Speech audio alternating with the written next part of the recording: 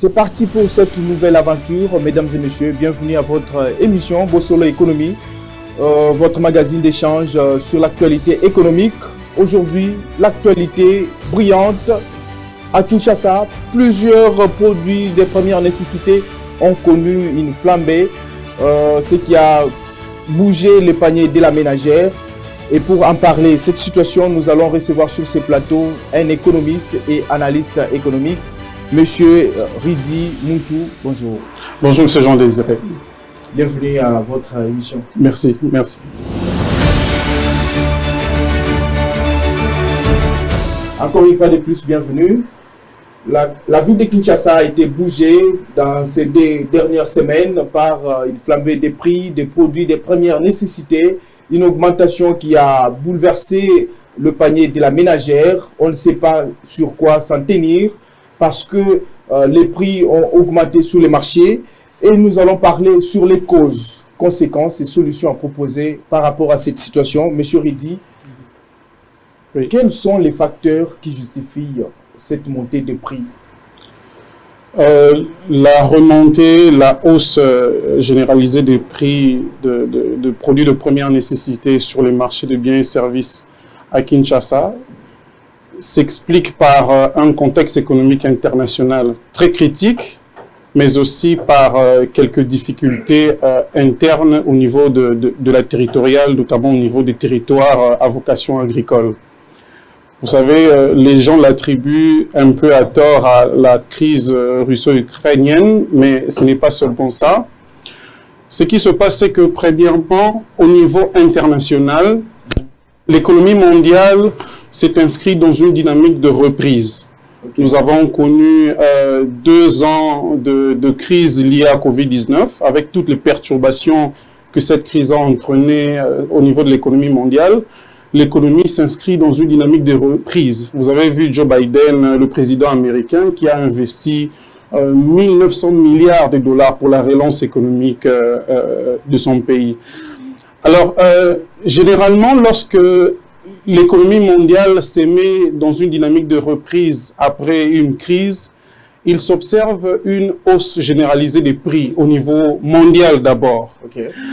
Alors, comment s'explique cette hausse généralisée des prix qui s'observe généralement après les crises? C'est parce que, après une crise, les ménages veulent consommer davantage, les ménages demandent beaucoup plus de biens, les entreprises qui avaient baissé leur capacité de production demandent beaucoup plus de biens d'investissement. Okay. Et l'État relance beaucoup, mais dans l'économie, injecte dans l'économie beaucoup plus de fonds pour relancer la consommation, ce qui amène un agrégat économique important qu'on appelle la demande agrégée, la demande globale. Okay. Donc la demande sur le marché des biens et services augmente sensiblement. D'une part, on a une demande qui augmente, mais d'une autre part, on a une production qui n'augmente pas dans le même rythme. Parce que les entreprises sont encore frileuses, ils cherchent encore les biens d'équipement pour investir, pour atteindre les capacités de production qui peuvent s'équilibrer avec la demande. Donc, dans un premier temps, il y a un déséquilibre entre la demande agrégée et l'offre agrégée. Alors, vous savez qu'un déséquilibre entre la demande et l'offre modifie le rapport de force dans un marché. Ça veut dire que les offreurs, les producteurs vont offrir de biens aux personnes qui sont le plus offrants. Okay. Ça veut dire que les producteurs vont hausser les prix, les offreurs vont hausser les prix. Et c'est justement cette hausse de prix pour offrir les biens et services aux plus offrants qui induit une inflation, c'est d'une économie. Mais ce n'est pas seulement ça, c'est que déjà, lorsque les offreurs, les entreprises, les producteurs entendent ou bien sont informés des plans de relance économique après la crise, ils anticipent que les ménages vont consommer plus.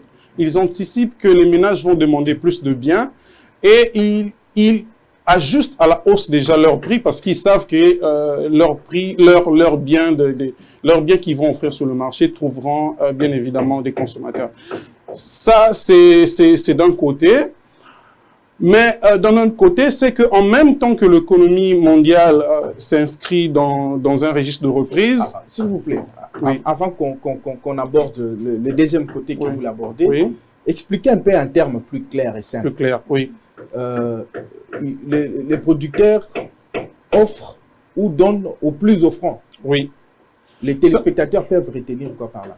Peuvent retenir que, imaginez une entreprise qui produit des surgelés, qui offre sur le marché mondial des surgelés.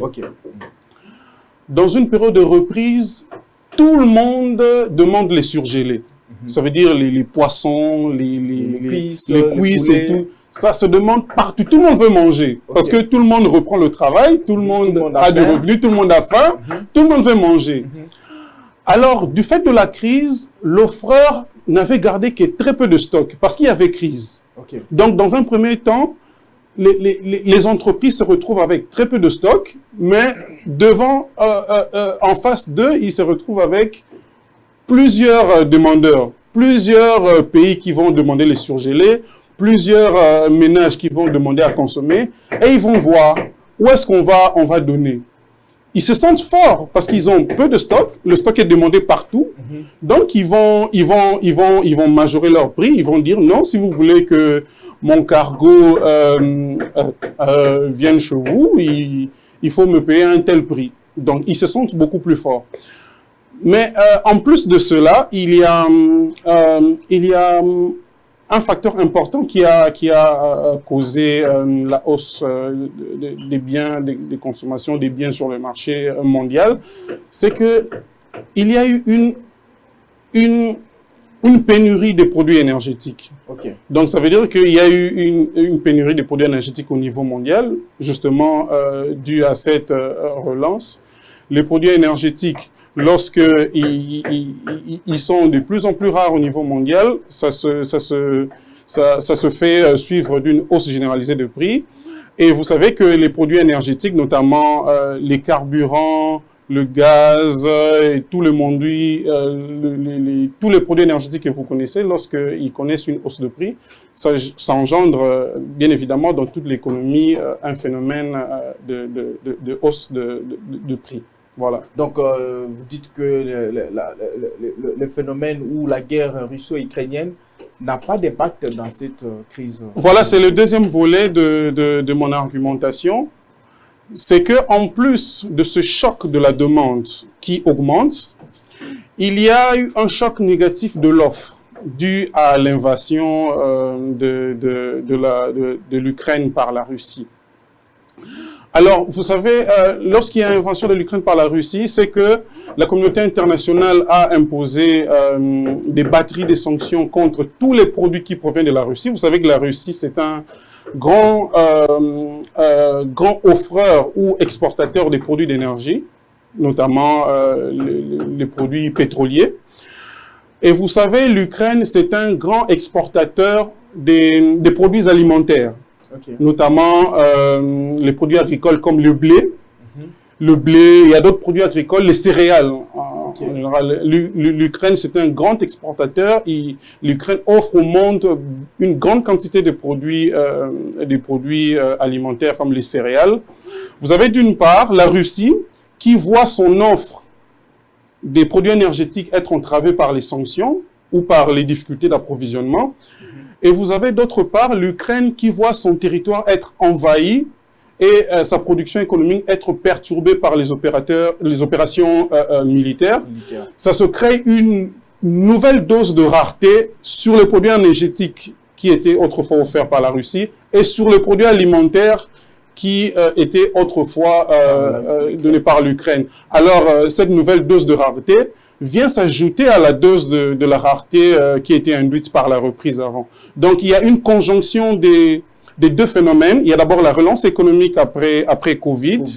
Et puis, à cela s'ajoute la guerre entre la Russie et l'Ukraine qui apporte au sein de l'économie un choc négatif de l'offre agrégée de biens et services. Est-ce que sur le plan mondial, toutes ces entreprises qui sont du reste multinationales, est-ce qu'elles ne peuvent pas prévoir déjà une situation de crise justement pour qu'on puisse endiguer ou prévenir pareille situation, si c'est pareille situation arrivée, qu'on ne puisse pas arriver à connaître une flambée des prix ou soit une hausse vertigineuse des prix sur les marchés. Ok, merci pour votre question. Avant de revenir à votre question, permettez-moi de dire que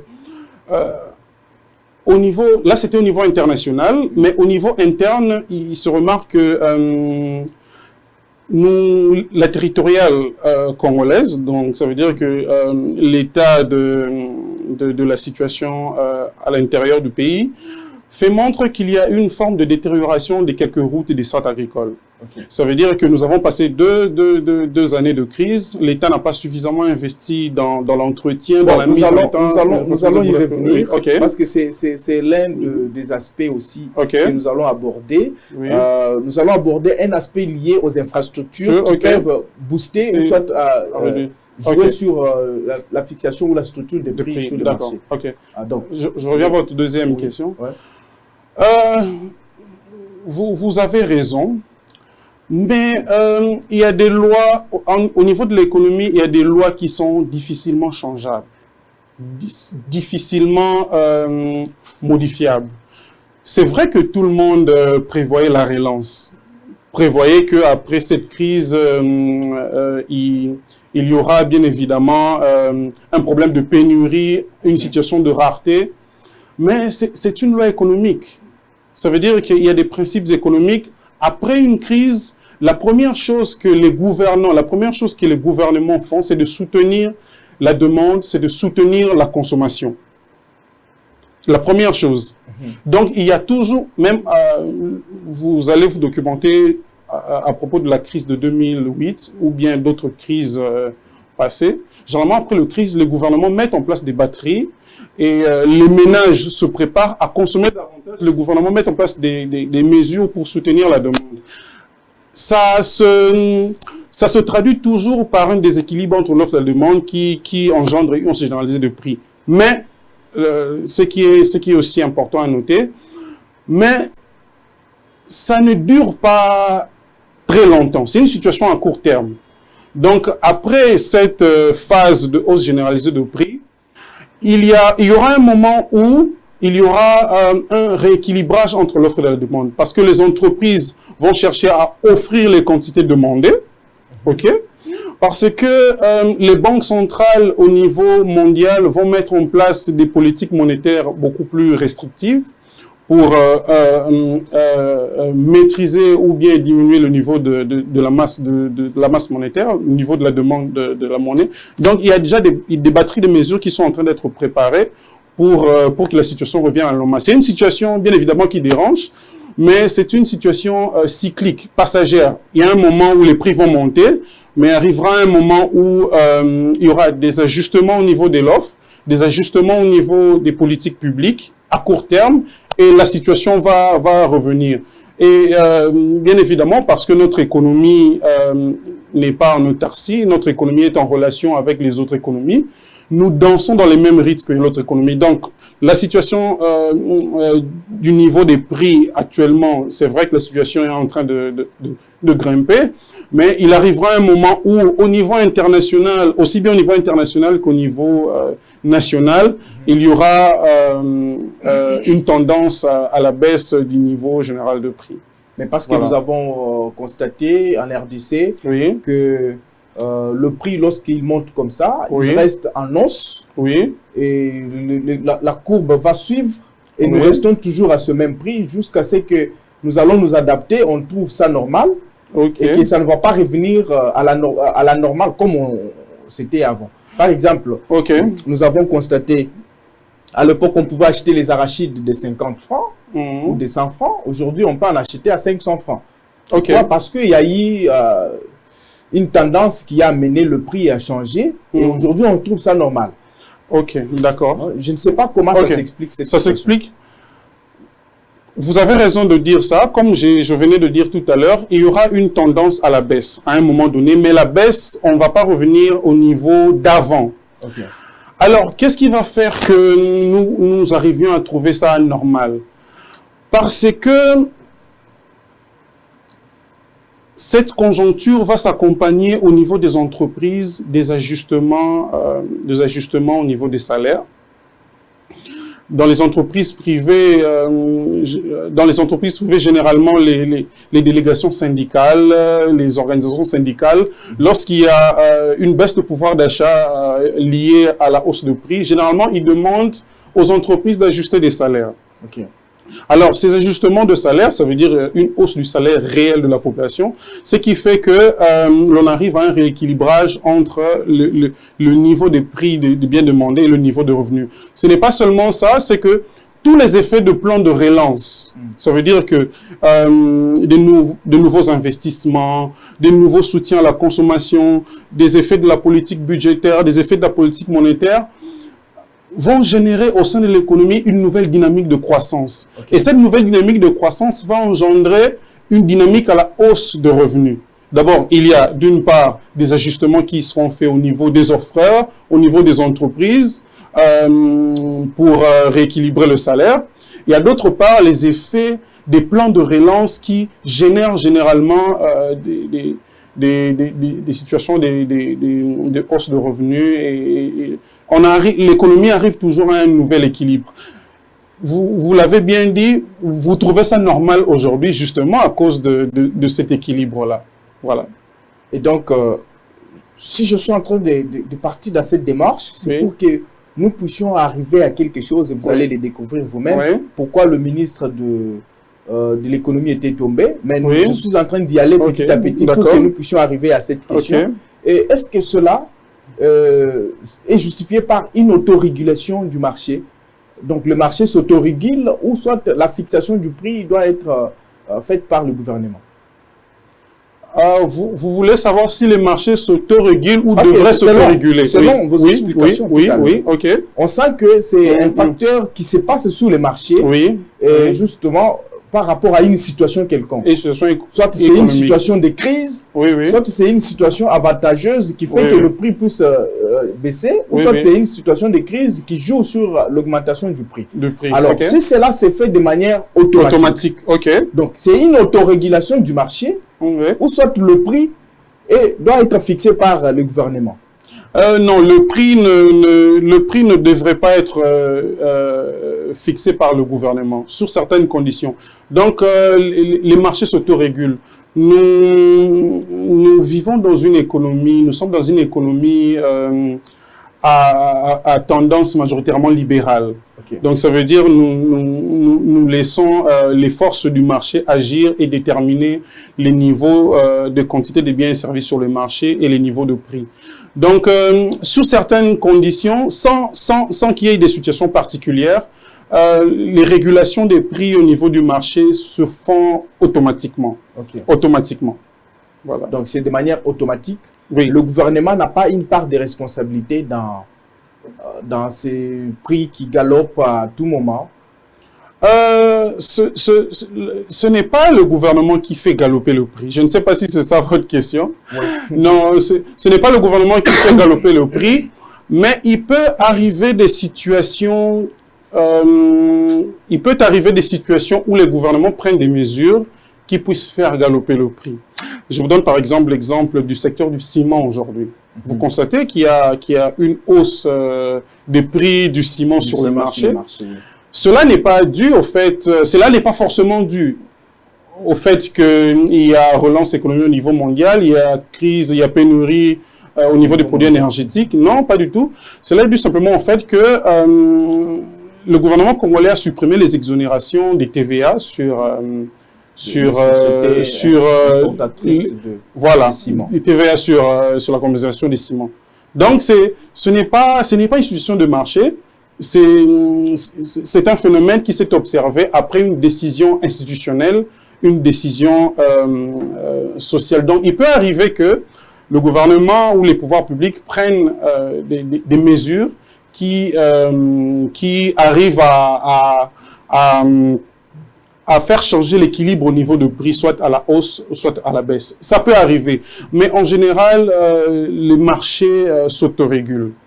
Le marché s'autorégule, le pouvoir central peut aussi jouer pour pouvoir... Mais est-ce que le gouvernement peut aussi prendre une mesure Oui. Justement, lorsqu'il voit qu'au niveau de l'autorégulation du marché, le prix a augmenté, le gouvernement prend une mesure pour jouer à ce que le prix puisse diminuer. Bien évidemment, bien évidemment. Parce que les prix ont une structure. Ok. Pour qu'une entreprise vende sur le marché, il va mettre d'une part le coût d'achat, du bien qu'il veut vendre, qu'il a acheté, le coût d'achat auquel il a acheté ce bien, il a acquis ce bien. Il va ajouter dessus les taxes. Ok, d'accord. Il va ajouter dessus tout ce qui est la fiscalité, toutes les charges qu'elle va payer à l'État, toutes les charges qu'elle va supporter. Et en plus de ça, le transport, le loyer, la fiscalité, l'eau, énergie. Et en plus de cela, il ajoute, un opérateur économique ajoute sa marge bénéficiaire. Donc, lorsque vous analysez la structure de prix, vous vous rendez compte que l'État peut bien agir en touchant un élément de la structure de prix. Par exemple, l'État peut décider, pour ramener le niveau général de prix à des niveaux raisonnables, baisser par exemple les taxes. Le gouvernement peut aujourd'hui décider de supprimer ou de suspendre la TVA à l'importation sur les produits alimentaires. Cela peut justement effectivement, si la TVA à l'importation sur les produits alimentaires est de 16%, ça veut dire que il y aura 16% de moins dans la structure de prix des offreurs. Donc, le gouvernement peut suspendre la TVA à l'importation, par exemple, et les entreprises qui offrent les biens d'importation sur le marché seront dans l'obligation de ramener les prix à la hausse. Mais généralement, ces genres de mesures sont quand même difficiles, sont possibles mais difficiles parce que baisser la fiscalité, c'est baisser le recette de l'État. Quand vous baissez le recette de l'État, vous ne savez pas à subvenir aux besoins de l'État, vous ne savez pas engager certaines dépenses contraignantes. L'État vit de cela, l'État a des dépenses contraignantes de type salaire, l'État a des investissements à faire, l'État a des élections organisées, l'État a un programme de 145 territoires à exécuter. Donc, il y a un arbitrage à faire. Il est tout à fait possible que l'État agisse. L'État peut renoncer à certaines recettes fiscales et voilà. L'État ne peut pas prendre cette mesure et mettre cette charge-là dans une recette quelconque qu'elle peut peut-être créer. Par exemple, dire que nous renonçons à la TVA à l'importation, mais nous allons mettre l'accent plus sur l'impôt sur les rémunérations, par exemple. Alors, ce que vous dites n'aura pas d'effet sur le niveau de pouvoir d'achat. Pourquoi? Parce que si vous baissez la TVA à l'importation, ça veut dire que vous aurez une baisse de prix sur les marchés de biens et services. Donc, vous aurez une augmentation du pouvoir d'achat de la population. Mais en même temps, si vous augmentez l'hyper, par exemple, l'hyper, ça veut dire si vous augmentez l'hyper, vous baissez le salaire net des agents. Donc, vous avez d'une part, vous baissez d'une part le prix marché, et puis les consommateurs en difficulté de s'approvisionner. Justement, donc l'effet sera le même. C'est justement ça la on risque de connaître la même situation. L'État, en renonçant par exemple à la TVA à l'importation, l'État peut récupérer autrement. Déjà, vous constaterez aujourd'hui que le rythme de la mobilisation des recettes a beaucoup grimpé. Chaque mois, l'État congolais accuse des dépassements budgétaires au niveau de l'exécution du budget de l'État en termes de recettes. Donc, les pertes subies au niveau de la suspension, par exemple, d'une TVA à l'importation, peuvent être compensées par les dépassements au niveau de l'exécution des recettes. Ça veut dire, en renonçant à certains revenus fiscaux, l'État peut augmenter sa pression fiscale, l'État peut augmenter sa capacité à mobiliser les recettes publiques, mais en plus de ça, ou bien au-delà de ça, l'État peut, pour combler ce déficit, l'État peut recourir à des appuis budgétaires. Par exemple, aujourd'hui, l'économie congolaise a repris avec les fonds monétaires internationaux et tout ça. La Banque mondiale. L'État, pour combler un déficit lié à une rénonciation des revenus fiscaux au niveau de l'importation, l'État peut solliciter des appuis budgétaires de court terme pour combler cela.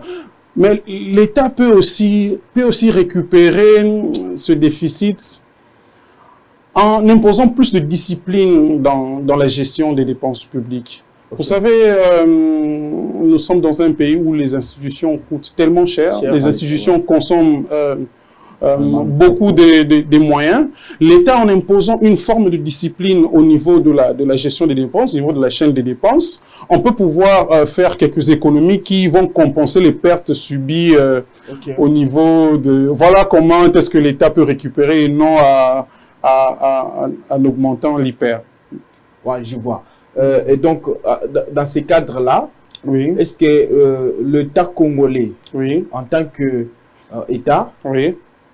peut accorder quelques exonérations oui. qu'il trouve peut-être nécessaires à certaines entreprises hein, okay. qui importent les produits des premières nécessités ici, okay. juste pour une période donnée, okay. afin qu'on puisse équilibrer le prix. Après, on supprime ces exonérations. Le mot exonération, c'est un mot qui fait beaucoup de débat dans l'actualité politique et économique. Nous sommes dans un pays où il y a déjà beaucoup d'exonérations. Okay. Beaucoup d'exonérations. Lorsque vous regardez la courbe de l'économie congolaise, la courbe du PIB congolais, vous allez vous rendre compte que c'est à partir de l'année 2002, après une longue période de décroissance, c'est à partir de l'année 2002 que nous avons repris avec la croissance, notamment après l'accord de Sun City et tout et tout.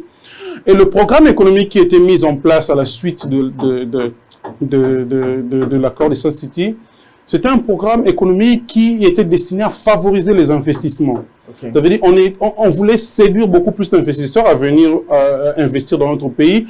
Et déjà, à cette époque-là, le code d'investissement a octroyé beaucoup d'avantages, notamment des exonérations aux opérateurs économiques. Donc, nous avons déjà beaucoup d'exonérations. Le niveau d'exonération est déjà assez élevé. Et ça se dit d'ailleurs que ces exonérations privent à l'État des ressources publiques. Donc, je ne pense pas que l'exonération... Et puis, les exonérations sont généralement des avantages accordés sur le long terme.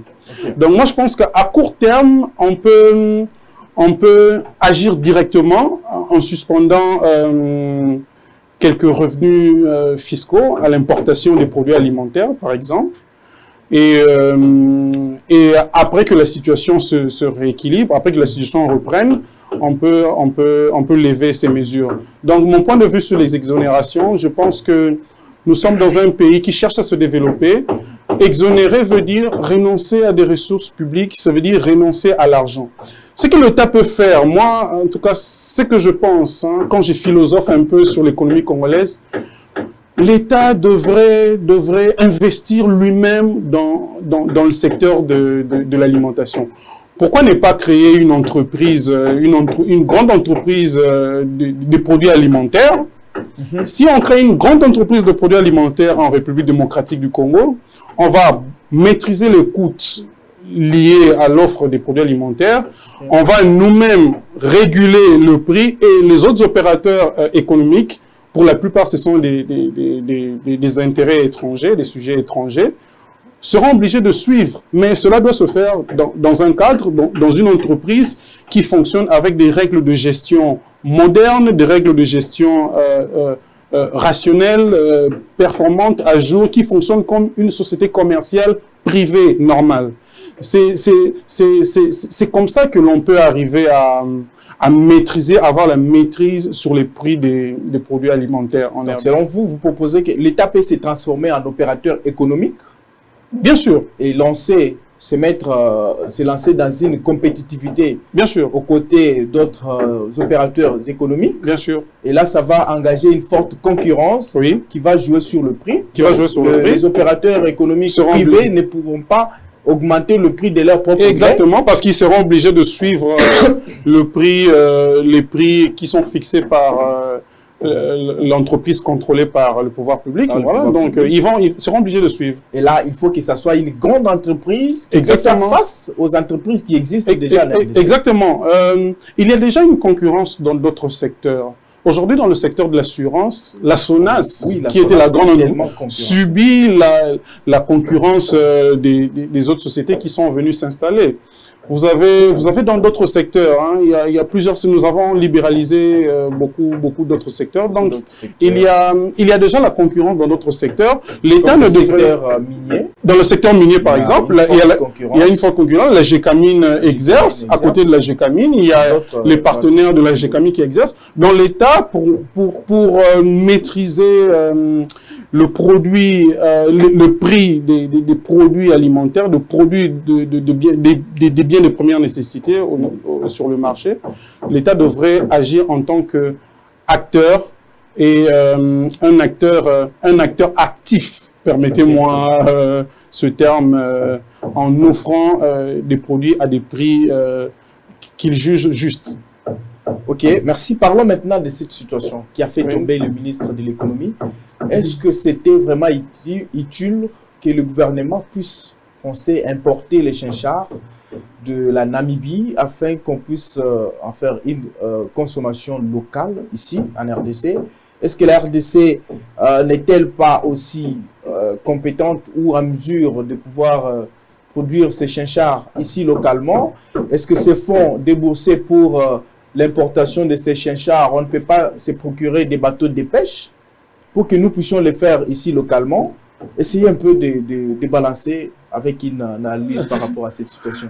Ok, merci pour la question. C'est une question qui fait beaucoup de débat. D'abord, je ne sais pas si c'est la raison pour laquelle le ministre est tombé. Oui, parce que c'était l'une des griefs qui ont été retenus par l'Assemblée nationale. Ok, d'accord. Dans une économie, l'État, c'est un arbitre. À la fois, il est arbitre, il peut être aussi acteur. Alors, en quoi consiste cet arbitrage? L'arbitrage, c'est que ça consiste à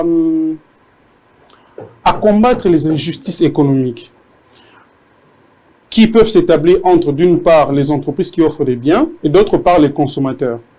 Si l'État constate que il y a une injustice économique, ça veut dire les entreprises sont fortes, elles ont un grand pouvoir et elles imposent aux consommateurs, aux acheteurs, au peuple, parce que c'est un État, au peuple, des prix qui ne sont pas justifiés. L'État peut ou doit intervenir pour réguler, pour ramener la situation à l'équilibre. Maintenant, pour revenir à votre question, la manière dont le ministre de l'économie l'a fait, des informations que j'ai, il semble que la mesure était prise pour un court moment.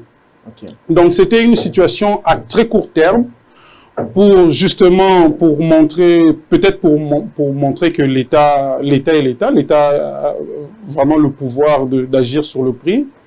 Donc, la mesure était prise à très court terme, mais ce n'était pas, je ne pense pas que c'était vraiment ce que voulait, que le ministre de l'économie, le ministère de l'économie, voulait s'engager dans une voie d'entrepreneuriat, de commencer à importer directement les produits. Donc, c'était une situation à court terme, peut-être pour faire passer les fêtes, okay, ou après les fêtes, pour justement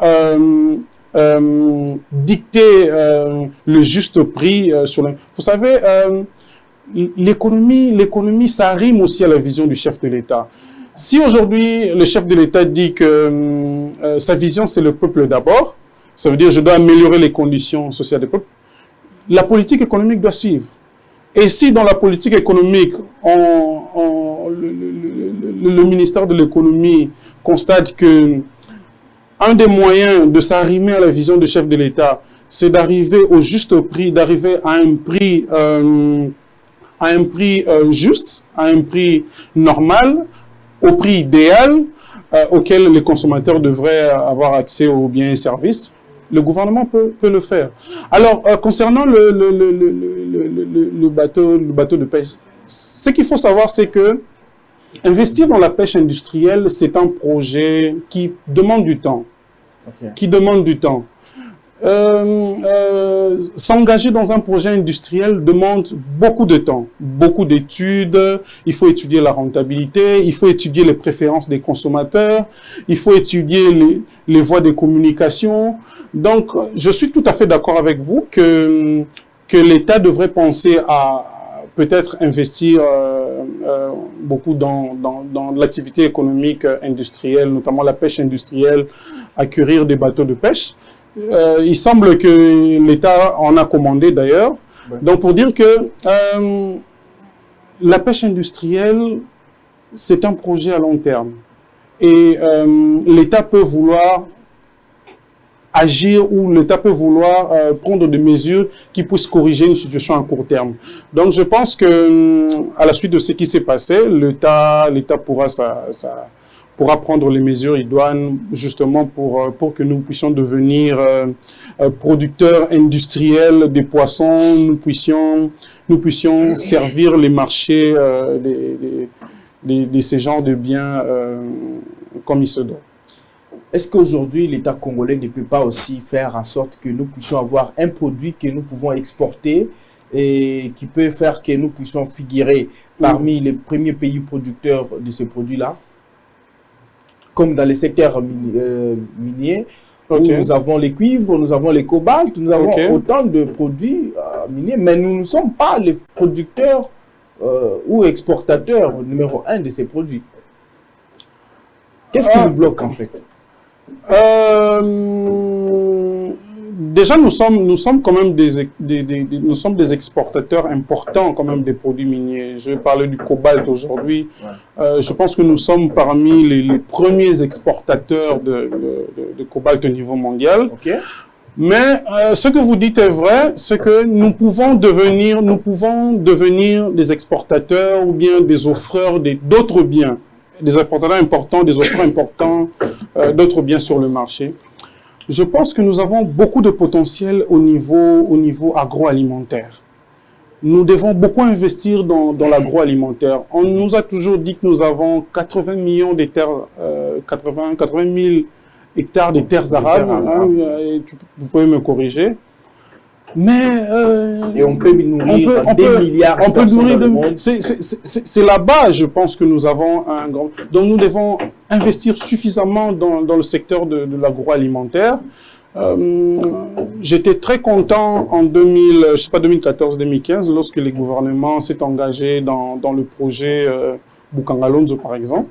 C'était un très bon projet et il y avait à l'époque, je pense, il y avait une très belle stratégie de mettre en place des hubs économiques, ça veut dire des zones économiques spéciales avec ça veut dire des entreprises qui agissent, qui investissent, qui travaillent dans le secteur agroalimentaire pour non seulement servir le marché local, mais aussi exporter. Je pense que c'est au niveau de l'agriculture que nous avons beaucoup plus de potentiel et beaucoup plus de marge de manœuvre pour pouvoir offrir au niveau mondial des produits et être un des exportateurs majeurs.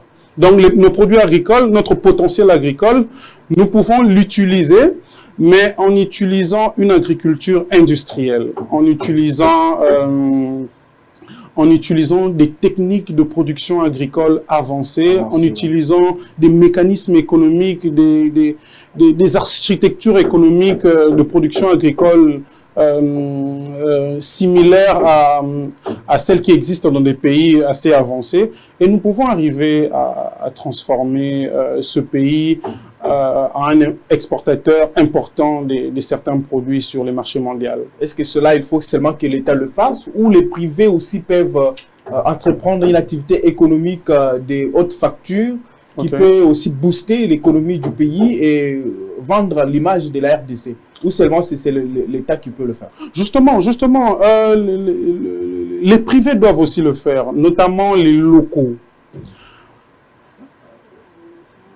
J'avais dit tout à l'heure que notre code d'investissement offre beaucoup d'avantages aux investisseurs économiques. Moi, je serais particulièrement enchanté par l'idée que notre code d'investissement doit augmenter les avantages à accorder aux nationaux qui décident ou qui veulent investir dans le secteur agricole. Il faudrait renforcer les avantages. Je ne sais pas de quelle nature. C'est vrai que le secteur agricole était un des secteurs très exonérés jusque-là, mais nous devons renforcer notre capital local au niveau de ce secteur, justement pour le contrôler, pour le dominer. Mais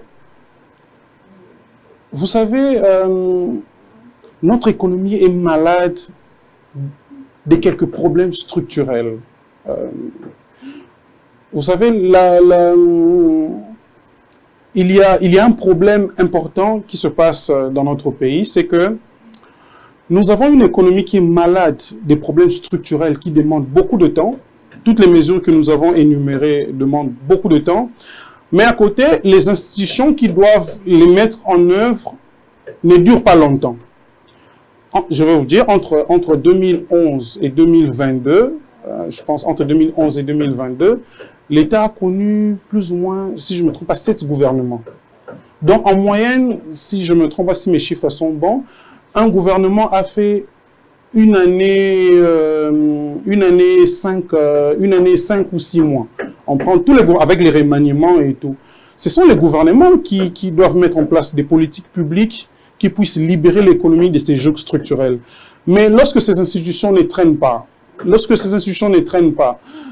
on ne sait pas, on fait de la gestion de court terme, on gère des problèmes de court terme, des problèmes conjoncturels, on ne sait pas s'engager dans une dynamique de long terme. Vous savez, aujourd'hui, les gens disent que le mandat présidentiel, par exemple, est de 5 ans.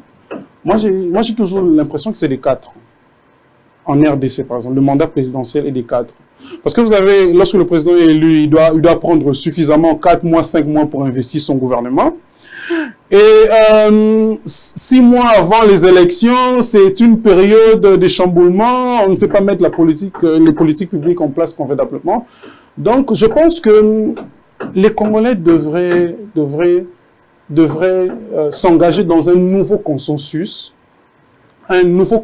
national autour d'un nouveau projet économique, autour d'un nouveau projet d'État, autour d'un nouveau pacte social. Donc nous devons repartir de plein pied. On doit se poser la question, est-ce que nos institutions sont adéquates?